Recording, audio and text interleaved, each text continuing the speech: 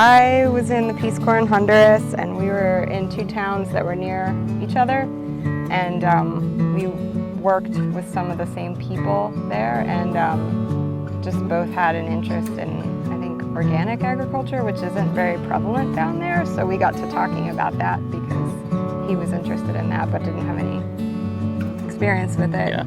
I was there for 2 years in the Peace Corps, and then I worked with an internship with the U.S. Agency for International Development for a year, and then I lived in Chico's village for about 6 months or so. And then I moved back here to go to grad school at WVU, and then Chico moved up here when I was in grad school, and then we kind of started the farm. Yeah, this is how we connected, talking about farming. Yeah. I didn't know anything about organic production, and she had the knowledge. And when I moved here, we just started that way. And so it was kind of hard for me the first year to see like perfect vegetables, because organic is just a process, like work the ground in different ways. So it was kind of hard for me. We're full-time farming now, but I was also interested in helping other people farm and the economics of that and the policy behind that and everything, which is why I went to grad school in that. But now we're doing it, and we eventually hope to kind of incorporate more education into what we're doing here.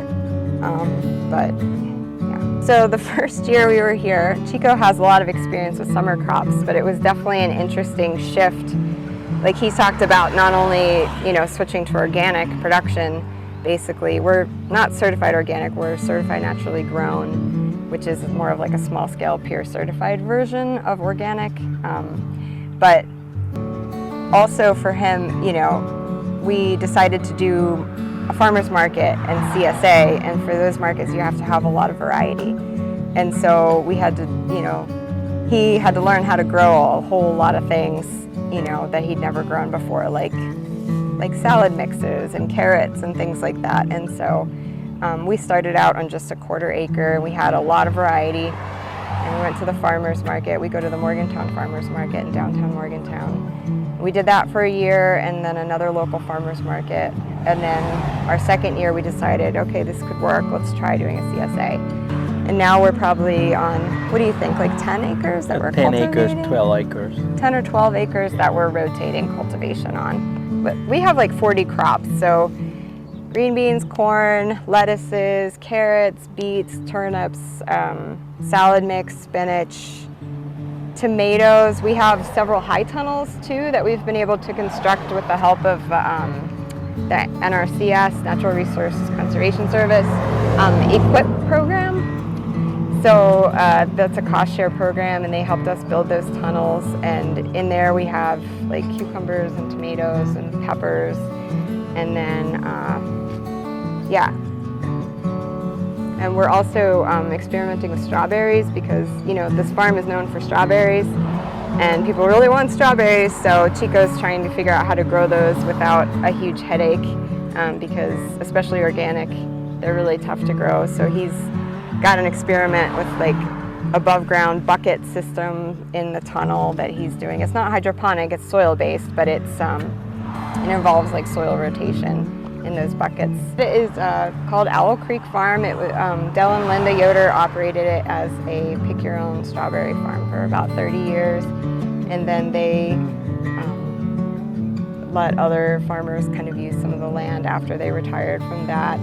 And we came here, I guess, about 12 years ago, and they let us use some space in turn for pulling thistles and some other light chores and helping out a little bit. But they really were very generous with us, starting out here because we didn't have anything.